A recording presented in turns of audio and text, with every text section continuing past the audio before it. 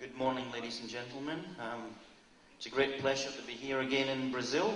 This is my 6th visit to Brazil, but my first visit to Santa Catarina, so it's great. Thank you very much.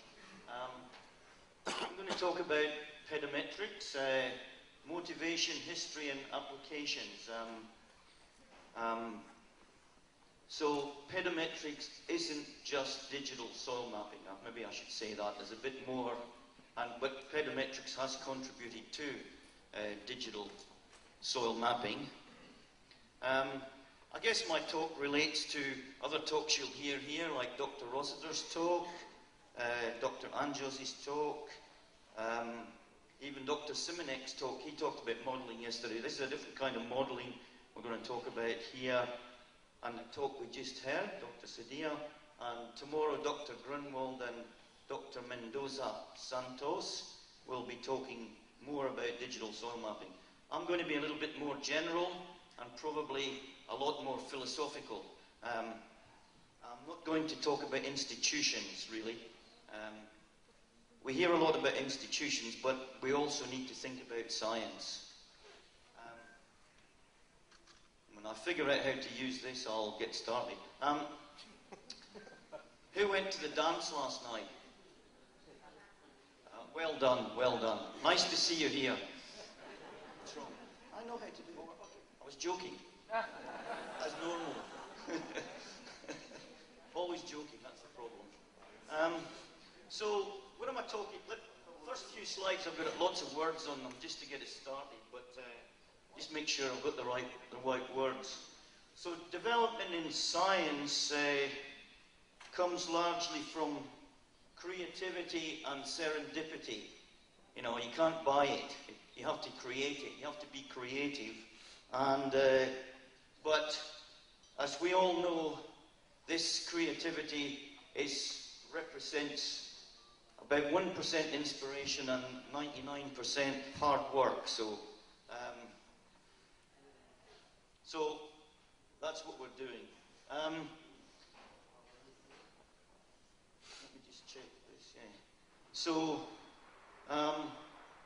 the idea I'm going to talk about today is to use pedometrics to explain how you might do any other kind of discipline in soil science. You set up a new area of discourse and see where it logically takes us. So concentrating on the creative aspects of development, I'll examine some ideas in pedometrics which I've pursued through the years with my colleagues.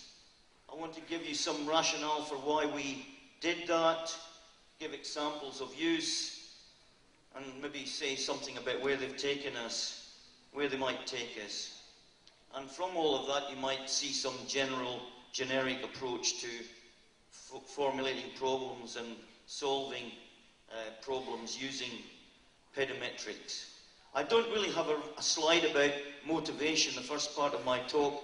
The motivation for doing pedometrics was a personal one, to have fun and be creative. But the scientific one was a lot about the Kuhnian model of, is there another approach? Do we need to be quantitative in our thinking? And so my idea has never been to deny pedology, but rather to make it quantitative. So that takes us to a definition, an official definition of pedometrics. So an application of mathematical and statistical methods for studying the genesis of soil and characterizing soil in space and time. So, and I noticed that space and time is the name of one of your divisions in your society. So, the underlying idea of pedometrics is simply that problems that we face can be expressed in quantitative and mathematical terms, allowing them to be expressed unambiguously, and solutions to them to be formulated and tested. So we set up some mathematical statements, we can formulate the problem, then we can test it. We can use the kappa statistic, for example, to say something. Now, is this just an idea, or is it even ideal? I don't know, but this is the question.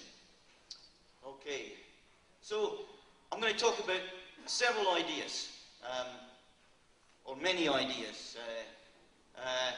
These are the ideas that at least I've worked on in pedometrics, from Creaking, continuous classification, mapping, structural analysis, variogram sampling, pedodiversity, all kinds of different Creaking, variograms, sampling strategies, point processes, modeling soil formation, Latin Hypercube Sampling, and even we get down to digital soil sampling, proximal soil sensing, and so on. And all of this comes from this same idea of trying to quantify what was conventionally done in pedology. The first idea I'm talking about came from about 1982, when I was in Brisbane, and I call it continuous classification. It turns out to do this we use fuzzy logic, or logica diffusa, but the real idea, I'm not really using fuzzy logic here in the sense that it was invented. I'm talking about continuous classes, which is slightly different from the idea of fuzzy logic. The applications, many applications in climate and soil, it came from this. And these are actually the slides from my talk from 1984 that I gave about this in Brisbane at the Australian Soil Science Society meeting in 1984. So the problem is this: we have these classes A, B, and C, and we want to know what the class is at X, where the question mark is. Okay, so how do we do that? Well, we knew about Creaking in 1982. In 1982, indicator Creaking hadn't been invented. So we had this problem, okay? So I didn't know about indicator Creaking. And then if you represent those vectors, then you'll get an answer that isn't 0 or 1. The answers will be something like this. And then I said to myself, well, if at the places A, B, and C, why do they have to be represented as 0, 0, 1?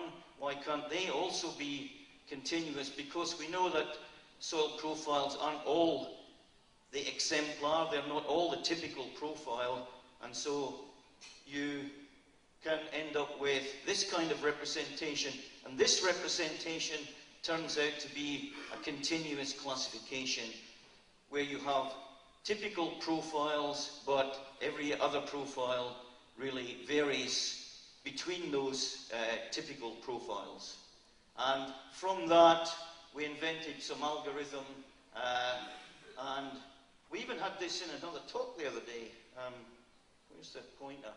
I saw this in another talk the other day, this diagram. I'd just like to point out that I never, ever, ever said that biologists shouldn't use hierarchical classifications. What I did say was that for soils we have a different kind of arrangement. We don't have, what's the DNA for soil? When you tell me that, then I'll accept we can do this. We have a continuous, so we use this model for the variation of soil. A diffuse, clustered universe, if you like. Anyway, this algorithm can be solved, and we can get a classification for soils with centroids and memberships and so on. So if you can have continuous classification, you can also have continuous allocation. Allocation is identification, putting things into classes, not creating the classes. And because we had that algorithm, we could invent a way of doing continuous identification or allocation. And this is how it's done. And this again is from that talk in 1984. You can calculate the memberships for a new soil profile. You recognize a new soil profile, you can calculate its membership to classes using that equation. And so you can do the allocation. It's a computational method. You don't need a classification key to do this. It's pure computation. It's still not used in practice, but we'll see how well we go with the universal soil classification system. If we can get to this, then I'll be happy. I'm optimistic, but I'm also realistic. And this is an example, but we'll move on. And of course, if you have continuous classification and continuous allocation, then you also have continuous mapping of continuous classes. And this, I call it solos sem fronteiras. So the applications, many of those. This is the talk from there. Basically, you need to simultaneously map all the classes and make sure their memberships add up to 1. So you need to do, the formal way to do it is compositional co-creaking. This was my original slide. We didn't have color printers in those days or anything else. This is my original first map I made. This is my first continuous map. And then later, you can see why it didn't catch on. And this is a fuzzy map from De Gruyter and Valvoort from 1997. So we can't do these things, but we can represent them by hard classes at the end. The idea is you do everything continuous, and then at the end of the process, you make it hard or make the chop or do the decision. Okay? Another thing that we worked on in pedometrics was to describe this structure we have. And to do that, we had to make a mathematical model for the structure, and a mathematical statistical model, and that model is a model of, but I still don't think the models they use are as good as this model for describing the structure. So they may have the technology, but they don't have the model. This is just an example of using that technique on biodynamic and conventional pastures, dairy pastures in Australia. And you can just see very quickly the huge difference in the macroporosity and biodynamic as opposed to conventional pastures. Now, I don't know why, but there is a huge difference there. Okay, I'll move on. But the real thing here is we can calculate the porosity, the so-called pore star length, the connectivity and so on of these structures, and describe them, and then also do statistical significance of the difference in treatments at different depths. So we could do all that at that time. And we even did, later on we did modelling of more different kinds of structures, blocky structures, platy, biological structures, and we looked at the connectivity of those structures. This is very like what they call now three-point geostatistics. So this was done 20 odd years ago, and it's to describe much more complex structures than stationary, second-order stationary random fields, which variograms describe. These are more complicated than that. Okay, some work on Creaking. We worked on Creaking from about 1978, but one of the first works I did in my PhD was to work on co-Creaking, and I wrote all the software to do that, but I decided this is a horrible model to use. It's hard to fit, it's not practical for everyday work. That's my problem. So we just try to find something similar. So just using generalized linear models and then Creaking the residuals is not a bad way to go. And we could call that regression Creaking, any kind of regression model, and then Creaking the residuals. Now we can do that quickly and dirty way, or we can do it using REML, or even better, MCMC. The Monte Carlo Markov chain method is better than REML, in fact, and we do that. So this is actually trying to make the whole Creaking business more practical, so everybody can use it.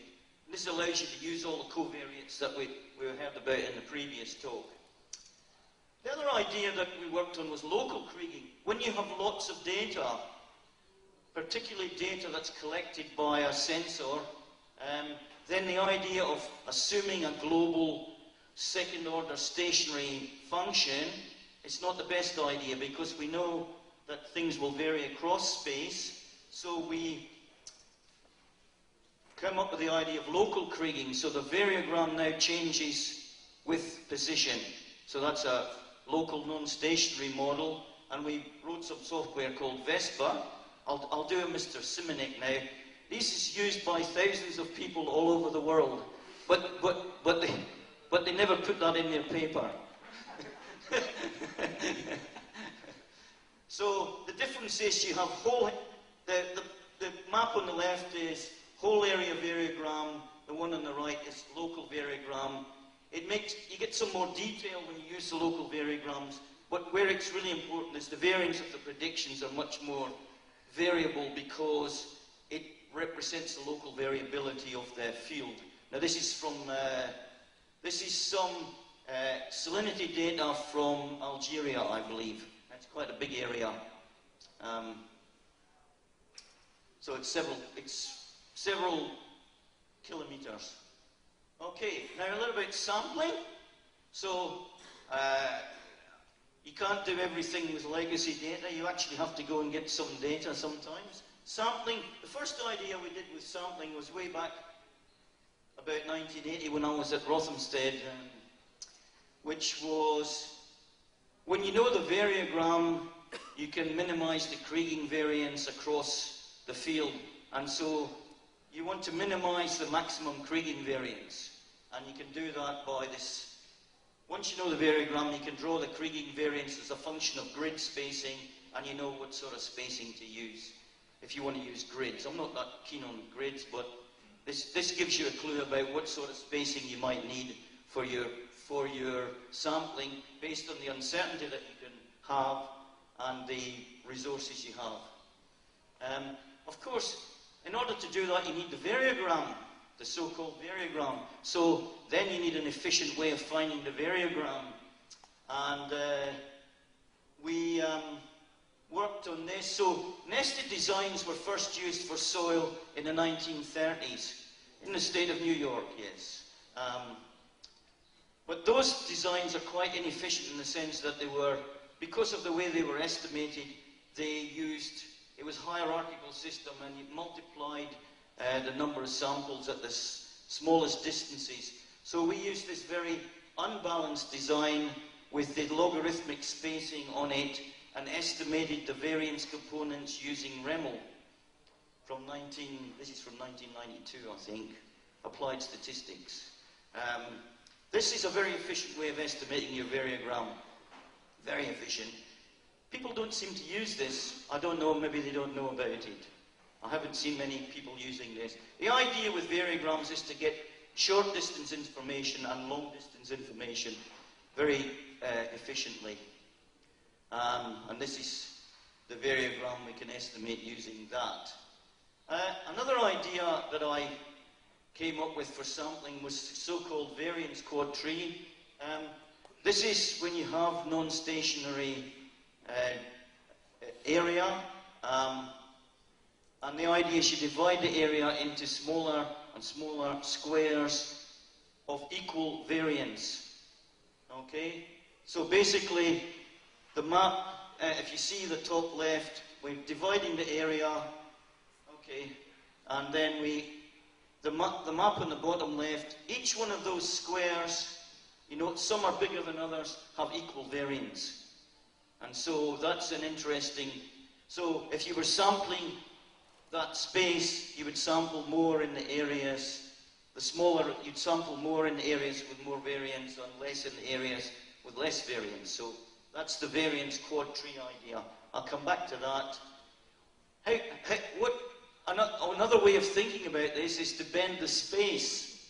So we're always thinking in this geographic Euclidean space, but we can bend this space so that the variance is equal in equal areas of this space.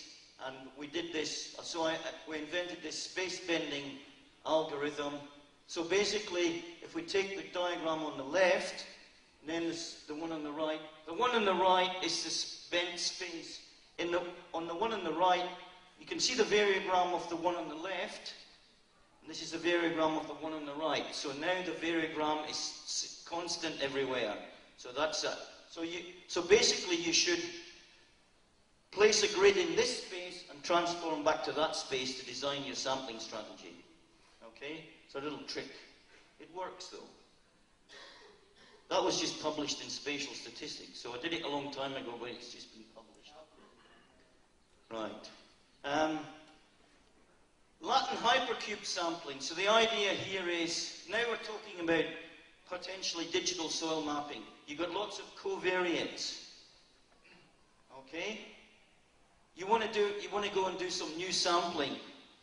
How do I do the sampling? Well, you sample the space of the covariates very efficiently. And like you do with a Latin square in a field experiment, you don't have to do every one. You just do, you make sure you use this row and column idea. And as long as you have one row and one column, you can make a very efficient sampling. And so you divide up the covariates into blocks, and then you make sure that you've got the rows and columns. And except in this case, it's hypercube because you have more than, you may have 3, 4, 5, 10 dimensions. But we make an algorithm to do that, and then that allows us, so you can see up here on the top left, you can see the rows and columns, and so as long as you have a sample in each row and column of, in this case, a Latin square, it's a very efficient design, and you can do that in multiple dimensions, and you can use that for sampling. And we have used that for our digital soil mapping, and that's actually what's used. There's a lot of work going on in Tasmania and Queensland making new maps using this sampling design, and I've seen some, even some posters here where they use this sampling design. Conversely, if you've got some old data, some legacy data, you can look at how well it populates the hypercube and to see areas where it's overpopulated or underpopulated. So that tells you, you can use that to give weights to the legacy data, or alternatively, you can use that to decide where you need to take some extra samples to bolster your legacy data. So that's this inverse, if you like, Latin hypercube sampling. And this is work that we did. This is the Danube Basin, and depending on the countries, there's much different densities.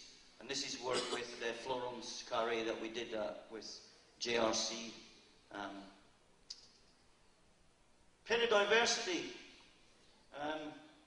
First worked on that around 92, and then revisited it in 2006 when I read some various criticisms of the earlier work, so I thought I'd better have another visit.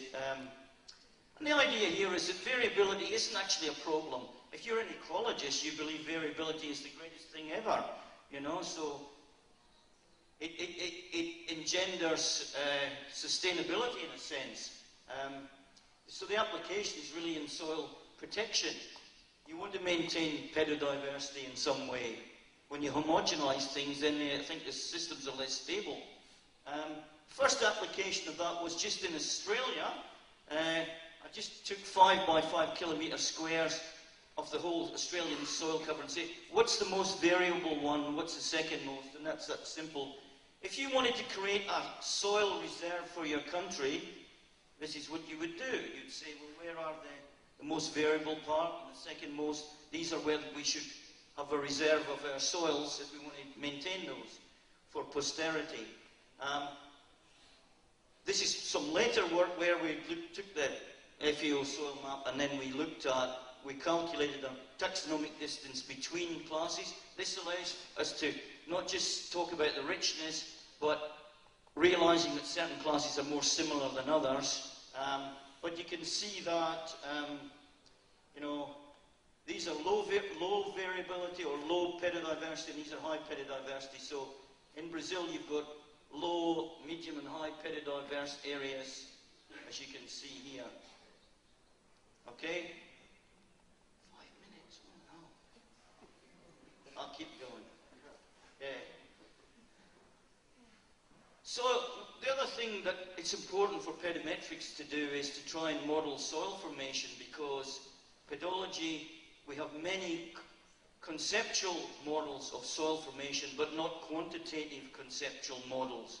And so we thought it's important to make quantitative conceptual models. So these are very similar to what Dr. Simonek was talking about. These are based on partial differential equations and solving them and doing numerical things.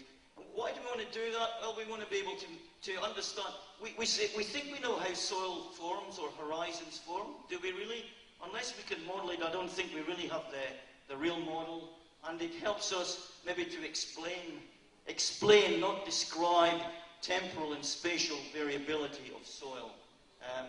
And one of the applications, of course, is under climate change, what's going to happen to our soil cover.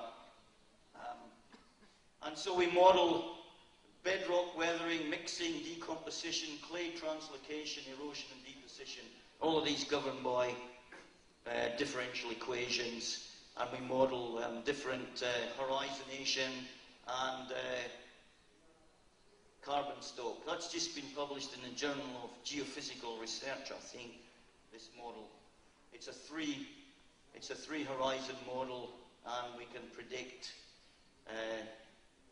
you know, the clay distribution, the horizonation, the organic carbon distribution, and the time scales here are of the order of tens of thousands of years. So these are not millennial, but 10 millennial time scales. Okay. Okay, what else? Proximal sensing. So I couldn't translate sampling as a mugs game into Portuguese. In other words, if we don't have to do sampling, we shouldn't, you know, it's hard work. So we can use some sensors. I'm not saying we shouldn't go in the field, but we can use some sensors. But no single sensor, and I work with sensors in the field, tells you everything. So the idea is to put several, and the main application here was I did a lot of work on precision agriculture at some stage. And so we have EMs and gamma radiometrics, and also we even built this machine for taking samples. It takes a sample through a cyclone and then analyzes pH while it's running across the field. Not very practical, but we tried it. Anyway, if you put the sensors together, you get more information than one. And I just implore you all, some people go say, EM is best, other people say gamma is best. This is best. But you put them together, put the information together, and you get more information. And that then goes to the idea of soil inference systems. You have some information, how can you figure out what more you can infer from that information? Now, we've had lots of pedotransfer functions invented. I like those. We need to know their uncertainty. But if you write down all the pedotransfer functions and you have three, you can make many inferences, and then you have to decide which ones are good and so on. And that's the idea of soil inference system. And we worked hard on trying to get software to do this, and it's just about ready. Hopefully we won't be selling it. This is a kind of inference. So if you see the data on the left, we've got some data on particle size and bulk density, and there are uncertainties. From those we can estimate all of these other properties and their uncertainties, because we've built in the pedotransfer functions and their uncertainties and so on. So that's the idea of the soil inference system. That's very important when we do digital soil mapping and we map a few primary properties, then we use the inference system to take us to all of these other properties that people want for models. And that's the architecture of the soil inference system. It's basically rules, PTFs, and so on. Okay, nearly done. So naming things, naming concepts, which is not quite ideas, but in all of this work we've named a few concepts. One of them's pedometrics, one of them's pedodiversity, one of them's proximal soil sensing, and one of them's digital soil mapping. So this work on pedometrics has actually generated all of these concepts. Institutions don't create concepts, people do, and names and so on. Just remember that.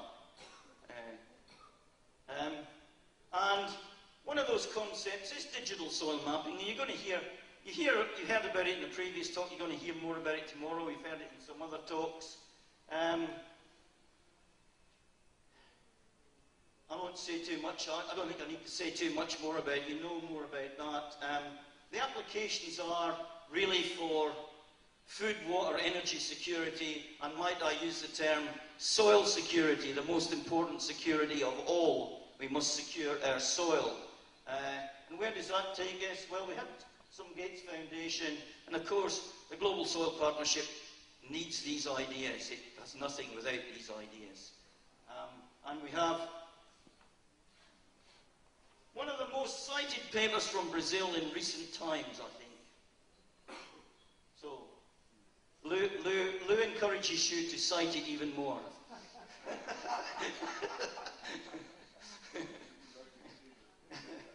So we did a lot of work on developing that.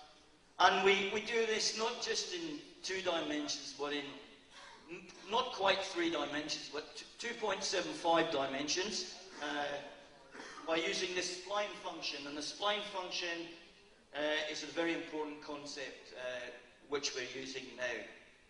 And of course, that is part of the spline function and the whole idea about digital soil mapping and disaggregation and so on, and specifications is all part of our global soil map project. I would say one of the more exciting projects in soil science around the world. Please support it. Now, how do you have, just to sum up now, how do you have ideas? Think about the problems, think deeply about the problems, talk to people. I talk to a lot of people. Use mind-altering substances when required. I just use alcohol, I don't know what you use, but and no bloody iPods, right? Now, I must say, the students here, I don't see them wearing them. When I walk to university in the morning, 35% of students have iPods. So they're obviously not thinking.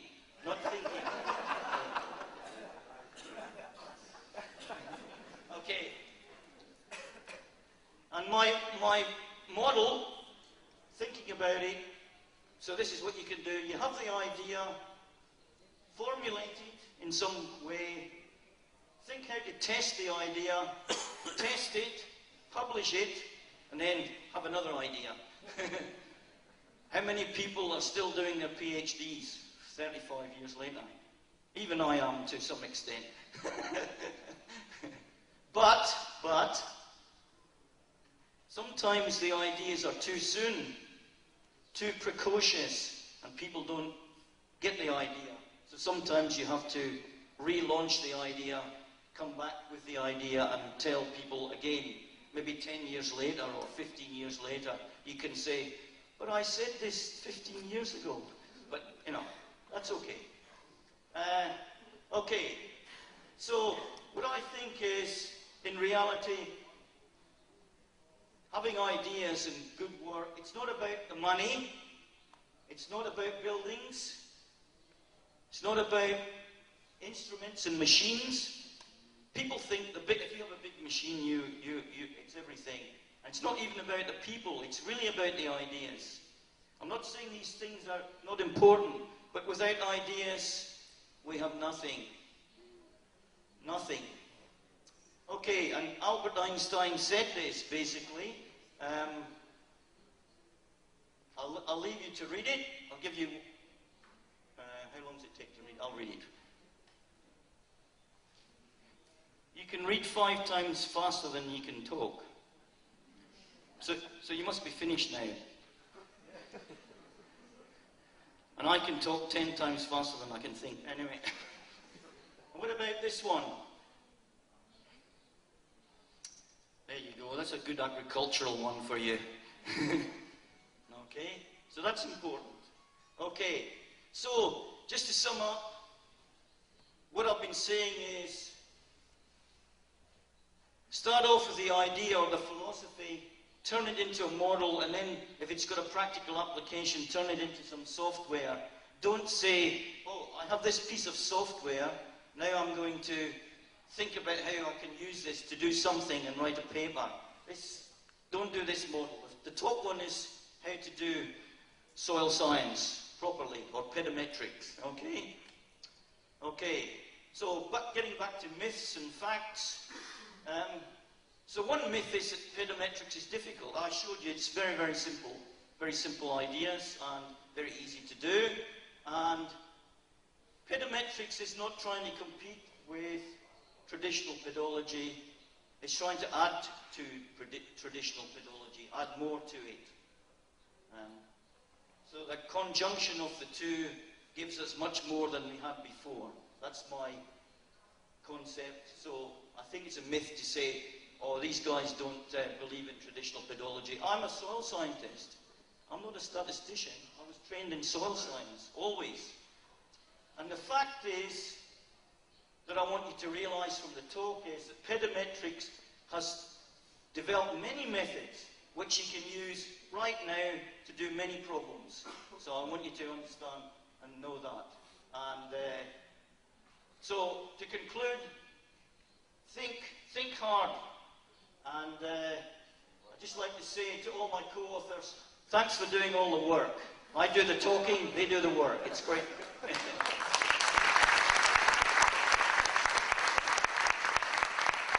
And a poem from an old friend.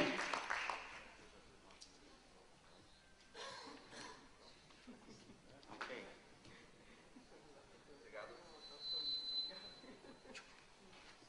Obrigado, professor Alex.